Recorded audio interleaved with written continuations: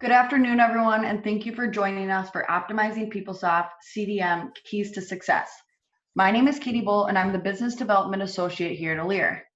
Before we get into today's presentation, I just have a couple housekeeping items we want to cover. All attendees will be placed on mute for the duration of the presentation. Please submit any questions you have through the Q&A or the chat to speaker portal at the bottom of your screen. We will answer them during the Q&A portion at the end. We also have a series of poll questions that will require your participation. These polls help us cater the content to what you all want to hear. A recording of today's presentation will be sent out in a couple of days. Today's recording, as well as all past Lear webinar recordings, are available on the Lear YouTube channel and Lear.com. With that being said, I'm going to turn it over to our presenter, Jeff, for today's presentation. Thanks, Katie. Appreciate it. Good afternoon, everyone. And again, thanks for joining us as we talk through some CDM keys to success. Quick agenda items. Obviously, we'll start off with an intro. We'll go through some problem statements, which is what we're really trying to address during today's webinar. At least take a look at those and get some ideas of how we can tackle those problems. We'll look at some of the key components to a successful CDM strategy. We'll then dive into what Oracle has defined as a CDM strategy overview. So some of their predefined methodologies to approach CDM, and then we'll kind of take one of their recommendation or one of their strategies and really come up with our recommended approach, which is one of their recommendations, but it's taking it to the next level. We'll look at building of a CDM program charter based on that strategy, and then what are some of the key guiding principles? So taking that strategy into the next level as far as what we want to accomplish as we kind of form that formal strategy of CDM. Quick introduction, my name is Jeff Hilliard. I'm an associate partner with Lear. I lead our PeopleSoft services group, which includes everything PeopleSoft from implementations, upgrades, optimizations. I've been working with PeopleSoft since the mid-90s, so over 20 years experience. I have both technical and functional experience across both financials and HCM application suites. My most recent clients are Sava Senior Care, FM Global, Vanguard, and Genuine Parts, which we performed upgrades to 9.2 on most of those customers, and also we've gone back and done optimizations. So as many customers have addressed, going to 9.2, maybe you haven't, accomplished everything you wanted to accomplish as far as optimizing PeopleSoft, and that's perfectly okay. You can only take so much on as part of an upgrade. So it's all about improving through CDM, which is what this whole discussion's about. So real quick, just about Lear. We were established in 2005, so we're celebrating 15 years of business. We were founded, most of the founding partners came from PeopleSoft or big five firms where they perform PeopleSoft implementations or upgrades.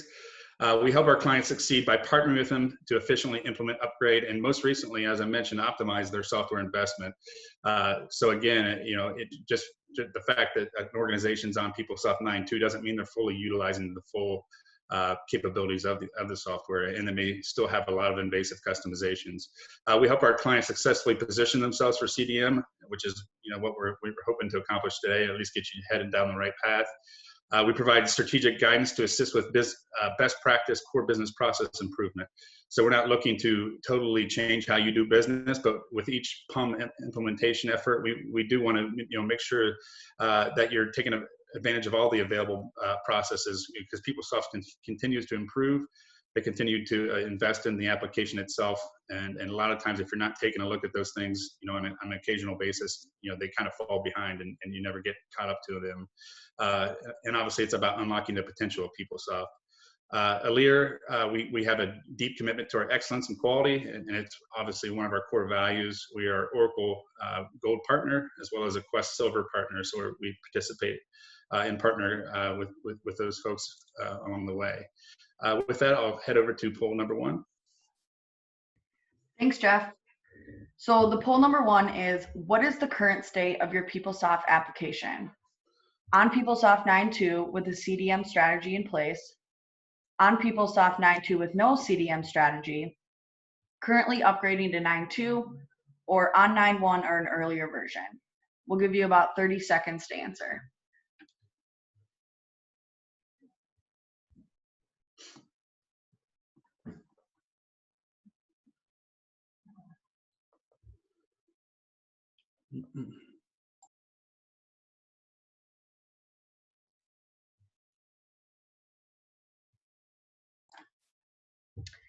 It looks like about 25% of you are on PeopleSoft 9.2 with a CDM strategy.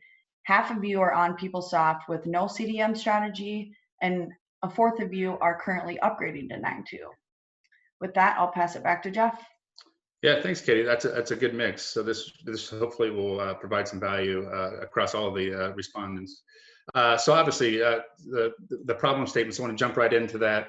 One of the first problem statements is your organization keeping current with PUM, new release PUM image updates. I mean, are you looking at those as they come out? Are you 3 months behind, or 3 images behind, 5 images behind, or even greater? So I would say if you're more than 5 images behind the current, you're starting to fall behind, because typically we recommend staying current at least once a year, maybe every 15 months. So a lot of organizations fall into that category. Is selective adoption becoming the norm for your organization's long-term CDM strategy? Selective adoption, as we'll talk about, is a good thing, but it shouldn't be the only thing in your organization's CDM strategy, because what ends up happening is that as you selectively adopt along the over a year, and more than 1 year, you start to fall behind with getting current, and then you'll run across updates that you would like to take advantage of, and you just don't have all the prerequisites to do so. So again, it's all about staying as current as you can, and once a year getting fully current, and then as I mentioned, selective adoption will then become a much more strategic direction for you. Are PUM update efforts becoming a burden for your internal staff, resembling painful pre-9.2 upgrade and maintenance efforts?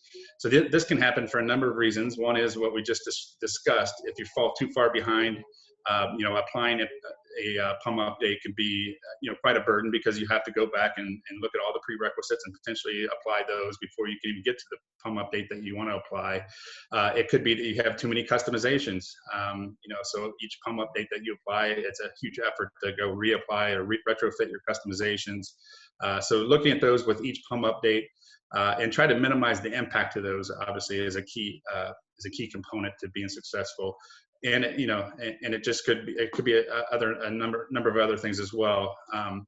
Is the combination of the above, or the lack of a formalized long-term CDM strategy, causing friction between IT and the business users? So is it just that the fact there's no formal process, there's no ownership of who's going to lead the PUM effort, who's going to kind of take that first crack at downloading the new PUM image, who's going to look at the notes, how are we going to evaluate new break fixes, and how are we going to evaluate new features that are being introduced by PeopleSoft? How do we evaluate those? That's a common issue that we're seeing across a lot of customers, and coming up with a formal plan to perform those activities is what we found as critical. So what I've done is I listed out a number of key components, and there are a number of them, but they're all important. But the key is coming up with a strategy for each of these. And we'll take a little bit deeper dive into what that strategy might look like. But obviously, you need to have defined resources, roles, and responsibilities. I just described that a little bit. You need a maintenance plan alignment. So how often are we going to look at PUMs? My recommendation, you at least evaluate them as they get released with each PUM. It doesn't mean you need to implement those right away, but evaluating those so you stay in front of those is the key. And then coming up with a plan of when you actually want to implement those, whether it be the once a year get current, or if it's an interim cycle, that's fine too. But having that review and those discussions each quarter along with each PUM update is the ideal. The infrastructure, obviously, we have to have infrastructure available for CDM. Where we're going to put the new PUM image, how's this going to interact with our existing production path? Having the infrastructure in place, and also new PUM images may require some new software, some new hardware updates to be compatible. Obviously, we need some folks that are responsible for the environment and the image, going out, downloading the image. Whether it be a virtual machine, however your organization handles that, that's typically a sysadmin or a DBA that does that. And then having all your business process and customization documentation, so that when you're evaluating new features, you have a good idea of if this new feature can replace a customization, or if you continually apply a PUM and a customization continually gets impacted, and you're having to retrofit it each time. Taking a look at that, having that documentation so that you can address that, throughout a PUM strategy is crucial. Testing tools and scripts. what we've seen at customers utilizing the PTF, the PeopleSoft testing framework tool, it has proven to be a huge success as far as getting through testing and the automation of all the effort of going through and covering all your scenarios across your transactions. And it doesn't have to be something we have to fully bake at one time. It's just with each PUM update, potentially introducing new PTF scripts. And as time goes along, you'll become more and more covered through that effort. So it requires less on your internal staff. Organizational change management. This is an area that often gets way overlooked. And of course, we can't just start throwing new features and changing how PeopleSoft works without, making sure the users are properly trained and that they have the bandwidth to take training. We have to understand what the capacity is for the user population. So having a focused area on that as part of the CDM strategy is very key and oftentimes overlooked. And then of course, at the very top here at the 12 o'clock is the actual implementation effort. Again, I mentioned, it's okay to have interim PUM updates, which is referred to as selective adoption. It makes sense typically for high and critical business related items. But again, a get current is recommended at least once a year. If it's not, within 15 months or so. So here again is just a little bit more detail. We'll be sending this deck out to all the folks attending. So there's not much more to cover here, but again, just a little bit more detail. The one thing I did want to point out around the testing tool in PTF, the PeopleSoft Test Framework, is that one of our experts, Valentin Totoro, did perform a webcast last week, so that'll be available to look at as well. But again, that's a big area that we've seen a huge benefit across the customer base as they really get serious about their CDM strategy. Also around the PUM implementation effort, so we're not getting into detail about how to best optimize when you're doing a PUM implementation, but we did cover a lot of that about a month ago. It was entitled, "Are You Frozen in Time?" It was a webinar presented by myself and Michael Merrill from Alere and hosted by Quest. But that gets into some of the tools, techniques as you get into the implementation of a PUM and how we evaluate customizations, how do we continue to optimize throughout each PUM update project. So as I mentioned, I thought we'd take just a quick look at what Oracle has defined as 3 CDM maintenance strategies, and these are posted out on the Oracle's website. Obviously, the first one is being proactive, and this is what we see least of, really because you really need to be very low customized or no customizations at all. So this is essentially those customers that go out when a PUM image gets released, they're going out and applying it in their production right away. So they're downloading it right away. They're able to quickly implement it. It's typically maybe smaller organizations because there's not much change needed across an organization. So we don't see much of the proactive. Selective is where we're going to spend most of our time because that's the area that we feel can be the most advantageous as long as you implement it in a organized fashion, and we'll dive into that. But again, it's all about looking at the PUM updates as they come out, only considering implementing high and critical priority items as part of an interim PUM cycle. And if there are no highs and criticals, there's no reason to actually implement those. Wait for the next PUM cycle to come, the PUM update to come out. Wait for your once a year get current update to apply items that you want to, if they're medium priority or things that the business wants to get into. And again, it's looking at your change management. How much change can the organization absorb? So having a formal process around that review, discussions with a steering committee, a CDM steering committee, and providing them a business case. How much savings are we going to get from implementing a new PUM feature? What is removing this customization going to provide for the organization going forward? Those type of discussions typically would happen in a subcommittee. So those would typically be developers or business analysts that are subject matter experts would come up with recommendations and then provide those business cases at a CDM steering committee meeting. And again, those would be quarterly because it'll coincide with the release of the PUM update. Items not approved for selective adoption. Again, there's no reason to have an iterative cycle if there's not a business need to do so. And then selective adoption iterative cycle scope should be closely monitored again around the team's capacity and ability to implement the new PUMs. So, and then there's a reactive, and certainly these are more around those companies that just don't, haven't taken an aggressive approach to wanting to be current. The only time that they would typically download a new PUM is if they have, an emergency fix that is needed. Obviously, it's high risk. It impacts the speed of delivery because, as I mentioned before, a lot of times you have prerequisites that are required, and it just causes a whole lot of stress when it's necessary to provide a break fix. So again, the proactive is just really isn't feasible for most organizations. Reactive is too high risk, and it just causes chaos. Selective is where we're recommending. And we covered a lot of the reasons why and how to evaluate only the highs and criticals.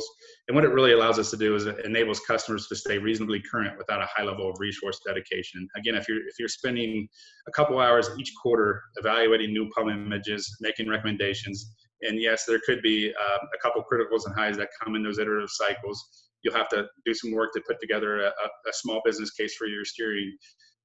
But if you do that each quarter, even if it doesn't get accepted for an iterative cycle, all that work is done. So when we do the Get Current project, the once a year, every 15 months, all that work is done and available. So all we have to do is dust it off and go forth from there. So it really kind of spreads out the work.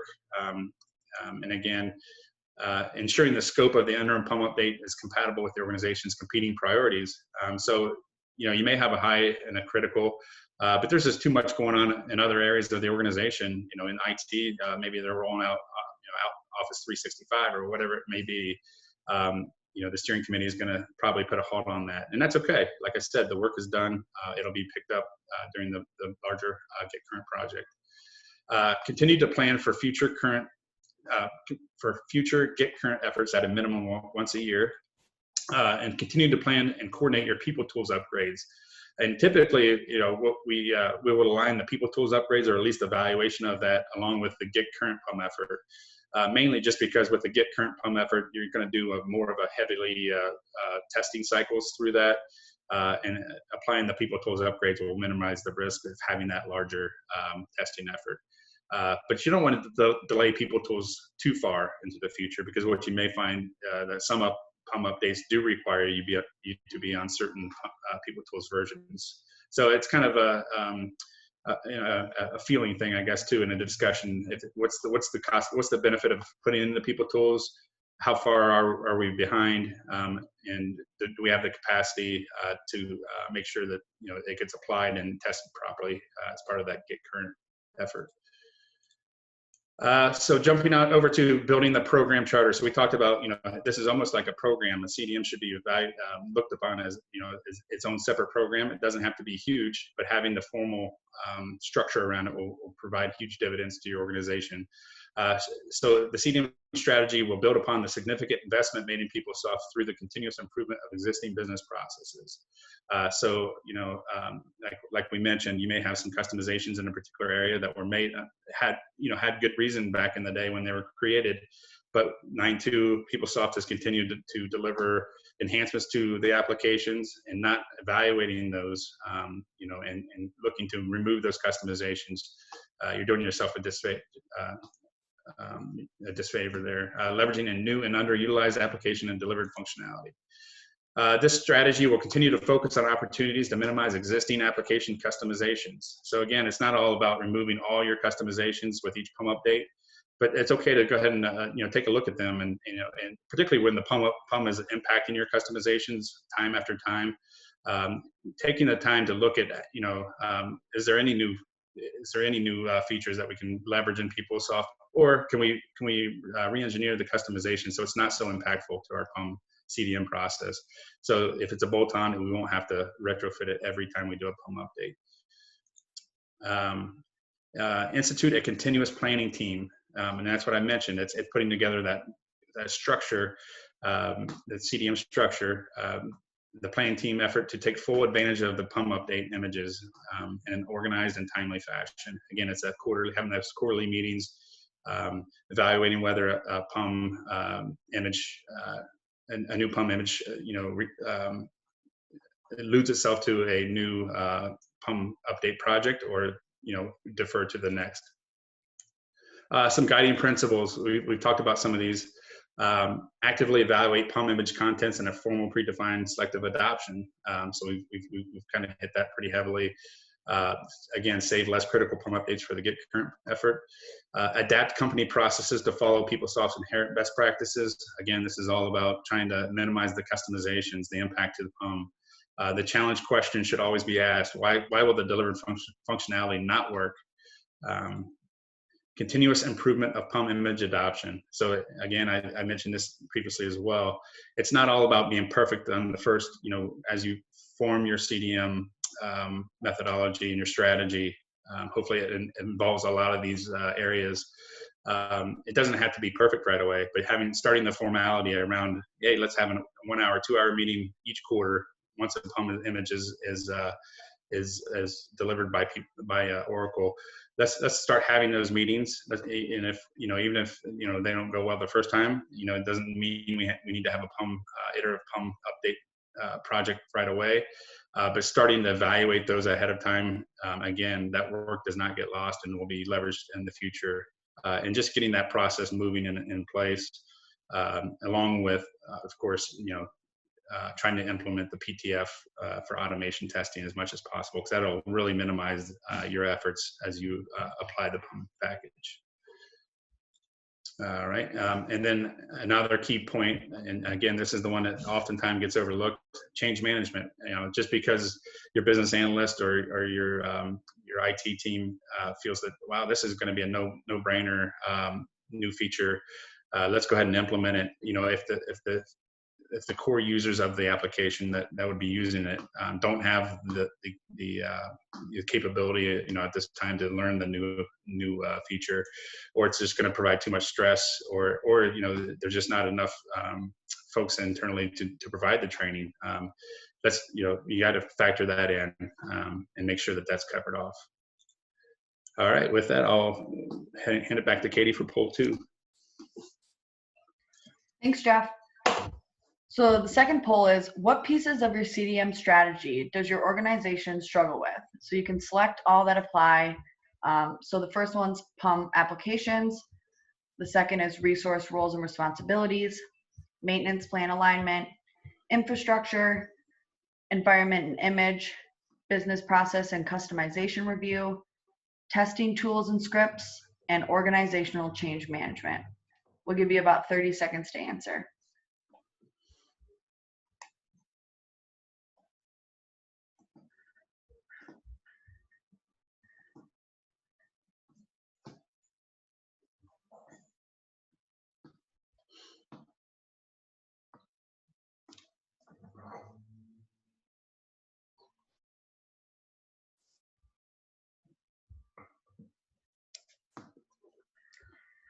So based on the results, it looks like most of you are struggling within PUM applications, resource roles and responsibilities, maintenance plan alignment, business process and customization review, testing tools and scripts, and organizational change management. And with that, it brings us to the question and answer session, which we're out of respect of everyone's time today, we'll follow up with everyone individually with all the questions that were